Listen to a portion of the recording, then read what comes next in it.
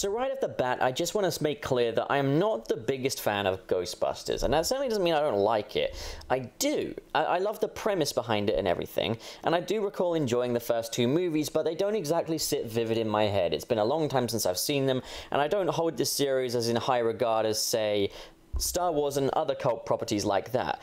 It's the sort of thing I really want to rewatch as an adult, so I can sort of say whether or not it's like, yeah, I'm on board with this, or maybe this isn't so much for me. But at the end of the day, I think it's a really cool premise. And when I heard that Jason Reitman would be sort of rebooting back Ghostbusters into Ghostbusters 3 after that reboot that we had in 2016, I gotta say I was really happy with it, because sort of thought it was like a victory for sort of the old Hollywood over the sort of the new reboot CGI obsessed Hollywood that insists on kind of changing things for the sake of change. And I heard they were going to be doing it with the old cast, and I won't lie, I did have some reservations about the fact that the old cast was back, not because I have anything against these guys, but because this is surely going to be the most depressing movie ever made. It's your heroes, but they're all old and one of them is dead.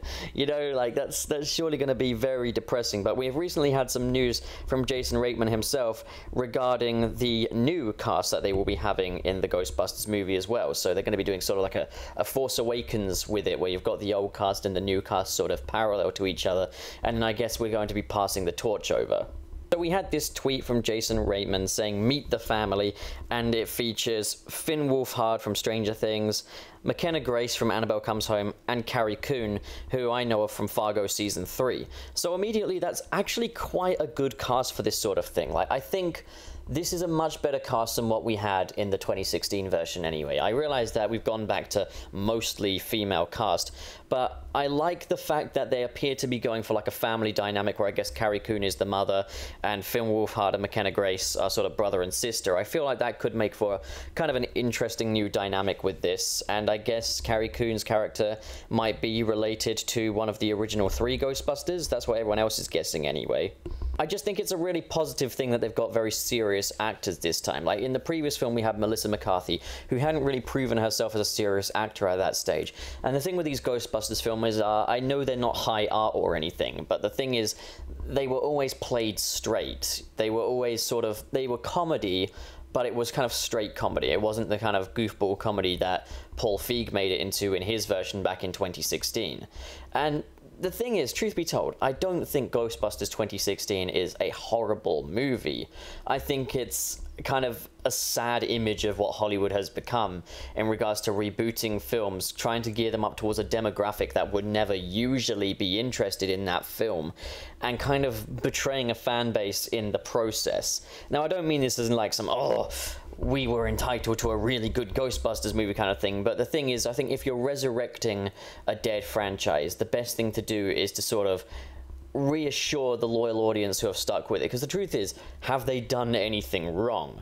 Now, obviously you want to bring in a new audience, but the fact is, I think Ghostbusters, the core sort of audience members, were never middle-aged women, I don't think, and I think to try and make it appeal to them was a bit of a weird move. I guess they're trying to expand the fan base, but it did the exact opposite, and I think that's the thing when they keep sort of trying to gear franchises up for people that are not really the core demographic. And that's not me saying I'm against female Ghostbusters, because look at this new cast, it is mostly female once again, which I think is a bit strange considering they've rebooted it from an all-female cast, now rebooting it back into a mostly female cast. But I think that's actually alright, because they've got serious acting talent here, and there is still a male member in the bunch. I guess they're going to try and make this kind of a family film, I guess, and I guess that makes sense. I think that's quite a good move. Now, of course, I'm not ruling out that there are female Ghostbusters fans. My girlfriend is one, but, like, the thing is, like, it's not the core demographic. My main issue with this, to be honest, is that it's another one of those passing the torch movies. And I kind of call these rebootquels, where it's kind of like a sequel, but it's mostly a reboot as well, because you're getting new characters, and generally the story for these things is usually quite familiar, because for a passing the torch story, you generally do have to keep things quite simple, because you've got to introduce this new cast of characters. And that's a problem that I have with these rebootquel movies, is they don't really do anything other than just set up for future installments, unless they do this at the very beginning, but then it feels like a missed opportunity for the old cast. I just think these past Torch movies are just a lose-lose for everyone. And I would rather that they just start with the brand new cast from the get-go and sort of throw them straight into the adventure. Because I think the truth be told, it's like you don't go watching Jurassic Park and wonder, oh, how did Chris Pratt become a dinosaur trainer? I need to see who preceded him. You can still do a same universe film with a brand new cast. And maybe have that old cast make cameos and stuff there. But I think, again, it's a lose-lose because you can't truly cash in on the nostalgia factor either, because people came to see those old characters. And the thing is, like, if you ask what do people love most about Ghostbusters, it's the same as what people loved most about Star Wars and what people love most about Star Trek. It's the characters. It's the characters that we've grown attached to. So to have them now play second fiddle to, like, the new generation, it never works quite as well as everyone wants it to. Consider the leap that Star Trek made in its original series, from that to Star Trek The Next Generation. Did we see older versions of Captain Kirk and stuff passing the torch on and saying, bye-bye? No, we just got straight in there with the action with Jean-Luc Picard. And people tend to like that a lot better because it doesn't draw up the same comparisons. I mean, I'm not saying everyone prefers Next Generation. I personally prefer Next Generation. But, like, I mean, I'm not the biggest Star Trek fan as well. Like, it doesn't hold as, like, huge of a place in my heart as, say, Doctor Who or Star Wars, even though I would probably say that The Next Generation is probably a better show than Doctor Who. But this is the thing, with, say, Star Trek The Next Generation, you did have the previous cast return, but it was much later into the game, so it was never kind of a given, and we got the chance to really enjoy these new characters on their own merit. With films like Star Wars The Force Awakens and The Last Jedi, you've got Luke Skywalker, you've got General Leia, you've got Han Solo, all appearing alongside the cast that they're trying to pass the torch over to for a new series. And it doesn't really work because people mainly come away talking about how great it was to see the old cast return, but then have very little to say about, like, Finn and Poe and Rey in comparison. Because it's not Finn and Poe and Rey that people came out for the first time to see again. It was to see Han Solo and to see Luke Skywalker and to see General Leia. And it meant that those first two movies were kind of spent fumbling around a little bit to try and figure out what to do with this old cast, how we're going to sort of move them aside and everything, and now we've got one more movie left, and yet the old cast is still kinda there. And that's the thing, I just really don't like this mentality of the old cast is here to pass on the torch to the new cast and then we're off with a brand new series. I would much rather we get off with a brand new series of adventures with a brand new cast and then have the old cast return for a later adventure and it be a big surprise and it be a big crowd-pleasing moment that they all make a comeback. A bit like what they did with American Horror Story Apocalypse, in that yes, it was a crossover with Murder House and Coven, but we didn't do that until a few episodes in. But personally, honestly, like, I do hold the original actors in all these projects in a very high regard, and I'm using Star Wars as my main example here.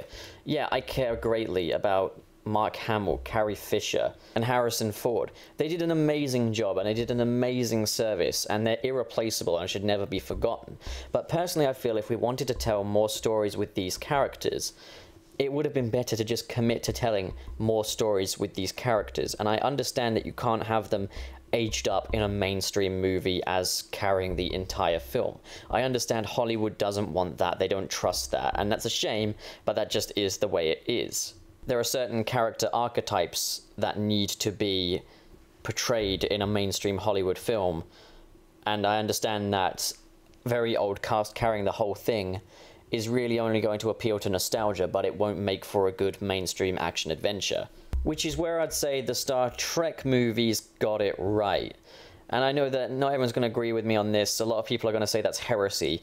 And I want to say I do really respect the old actors, but what I would have loved to have seen was a film with Sebastian Stan as Luke Skywalker, and Billie Lourd, the daughter of Carrie Fisher, portraying General Leia, and Anthony Ingruber as Han Solo. These people are about the age that the original cast were at the time, and they could really continue this story without any need for a big passing the torch thing or to introduce new characters slowly and stuff. You could have your nostalgia factor by just having these characters back. And we could incorporate the older actors such as Mark Hamill, Carrie Fisher, and Harrison Ford, if they want to do it, into sort of different types of role, a bit like what they did with Leonard Nimoy in the Star Trek movies. Now, I'm not saying, you know, it has to be definitely a different character, but you could have sort of visions of their older selves later on. You could have this come later, or you could have the main part of the story sort of be a flashback, but then you have that issue with, oh, okay, but there's not really any stakes here because, you know, they're not going to die. But then again, I guess you could have, like, the first half of the movie, you could sort of have the young cast, second half of the movie, the old cast going into their final battle when you have a bit of a time jump, and then just leave it as that one self-contained movie. Now, I get what everyone's thinking, but that's not setting up for a series. But the thing is, would it not be better to just have a standalone movie and then maybe consider sequels later on, just so you know that you ended your story on a good note? Even if that good note is something of a cliffhanger, even if you lead possible seeds of a sequel in there, is that not kind of how a movie should be made? I know that the comment section is going to be on fire right now, because I just suggested recasting some real fan favorite characters that are in the hearts of many. But honestly, I think it is the best idea, and oftentimes when characters do get recast for modern takes, but it's the old characters that we know and love, it generally seems to get a better reception from fans and from everybody, because these characters are tried and tested and are great, and we just want to see them again.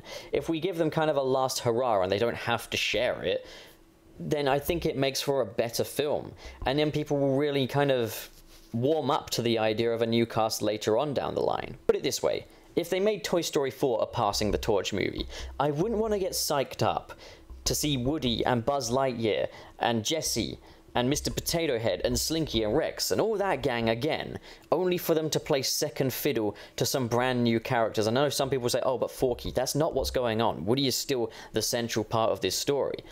I don't want to see the characters that I came to see just shoved aside so that we can rehash their origins onto other characters in a passing the torch story. Because that's the truth, is passing the torch is like the new origin story. We've seen it all before. It can only go a certain way.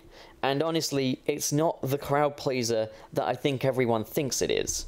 So in regard to Ghostbusters 3, I'm not disappointed by the fact that we've got a mostly female cast again, because they are really good actors that they've got this time. What I'm disappointed to see is that this looks like it's going to be another rebootquel as opposed to an actual sequel. And that disappoints me. And it really disappoints me that this keeps happening.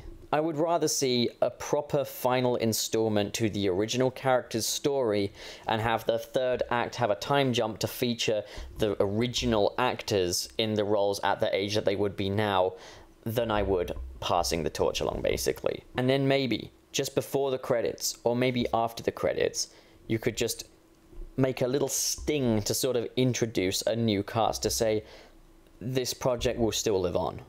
It means that the old cast get to have their last adventure, and the new cast get to speak for themselves in a brand new installment. And that way, we don't have to bank on nostalgia, and we can get some really, really good stories out that are actually kind of original, without the restriction of, we got to introduce everything. Introduction, introduce these characters, and conclude these characters at the same time. It's not a good mix, in my opinion. But that's just my view. I know not everyone agrees with me, and I know that these movies do tend to sell well at the box office, so what do I know? And I know that the Star Trek movies that I kind of referenced in this didn't do very well at the box office either. I think it's a balancing act. You gotta have really good stories that are original and sort of continue the story of the original characters in a way that's satisfying. Because it's so unsatisfying when you got a story that's like, oh, the new cast didn't really sell me, there wasn't enough of the old cast, the story wasn't very original. It's a disappointment on all fronts, really. Did you enjoy this video? If you did, don't forget to hit subscribe, hit like, and if you've done that already, great to see you again. Thank you so much for watching, guys, and have a great day.